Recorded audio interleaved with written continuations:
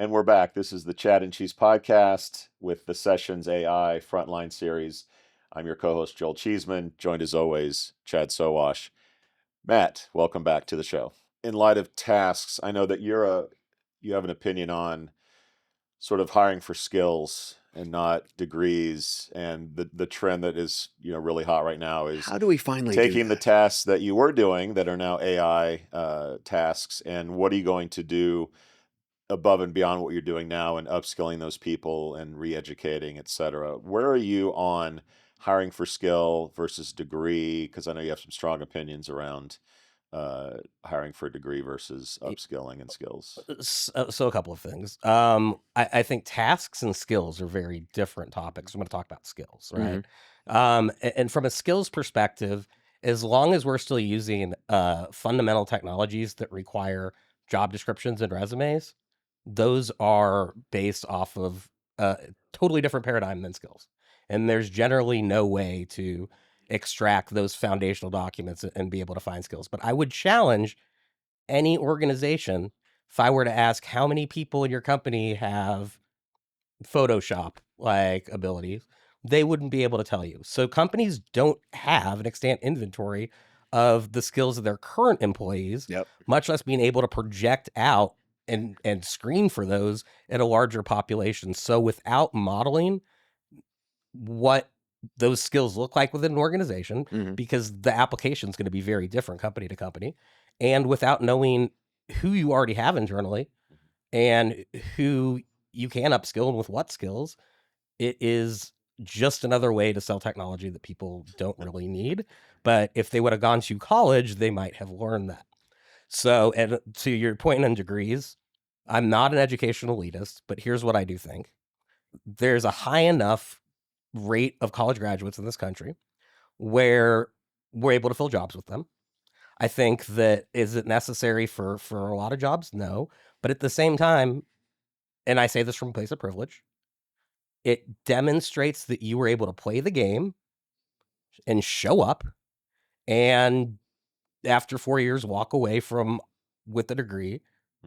That to me means that you are ready to show up to work, to do the tasks that are given to you, and to be able to essentially follow the rules of a larger institution. So what's your degree in, where you go, those don't matter. But that's really the only proof of concept in my mind for somebody who's entering the workforce without any actual experience. Joel only asks about fraternity. That's all he cares about. And sports. We talk about that all day. Because the skills that come with My reply is always, show me a Fortune 500 executive C-suite without degrees. It's impossible to find. So I know upskilling and giving people new skills is very important, but like at a certain level, it still matters. It may not one day, but today I think it still does. But I know you had a strong opinion on that, so I wanted to clarify. Well, and if those companies, and it's funny because we do talk about skills and it's different from company to company on the types of tasks and even, let's say, for instance, from, a FedEx from a UPS. I mean, they're two entirely different companies, right? Do the same kind of stuff, but they're two entirely different companies, how they carry out logistics, so on and so forth. So the skills might be incredibly different in some cases. But if they don't have that skills taxonomy or whatever the hell you want to call it, then they really don't know what they're looking for in the first place. So how many companies today, and when working and talking to a lot of companies, none of them have these skills warehouses at all. So why are we even talking about skills when the companies don't know the skills that they currently have in place? It's a great question. And to your point, though, of FedEx and UPS, the fundamental difference between those two companies' workforces, UPS is almost entirely unionized. FedEx is not. It uses contractors and carriers. So if I were those organizations, I would be more focused on labor relations than how can I build a whiz-bang AI product. So I think, again, to your point, look at and the your negotiations require them to focus on the people and not the technology. 100%. Or balance the both. Right. So yeah, one of those organizations will have a advantage of being able to look at technology, but is it what their business is going to need on the other side? No. So I think, again, that is the alignment exercise. But if you're wasting your time on skills, you are missing an opportunity right now to really be able to get place Mhm. at building your company's future and having a chance to impact that from an HR Well, perspective. it also feels like a full-time job in some areas because tech is moving so fast to be able to keep up with the skills index per se, is not going to be easy in your company, not to mention also being able to translate that to academia to be able to say, look, these are the types of skills that we need from your cohort that's coming out this season. Right. Like an academia would say the ability to write an APA style bibliography, which I would say probably not in any workforce situation. No. But, you know, I look at 5-6 years ago, Yeah. and here's the problem with skills.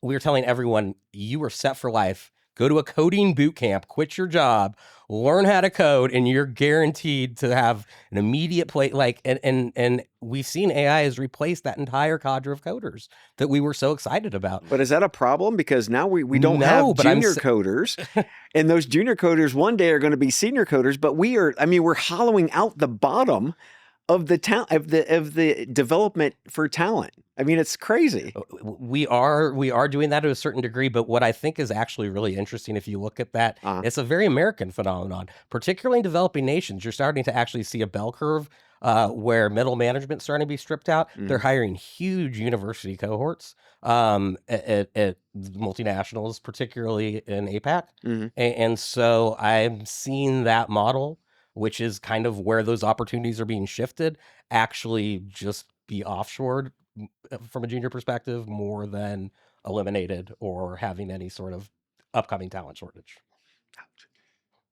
Conversational AI. I know that you have some strong opinions on the experience of the candidate and how conversational AI plays into that. We're seeing some signs of a pushback on machines versus real humans.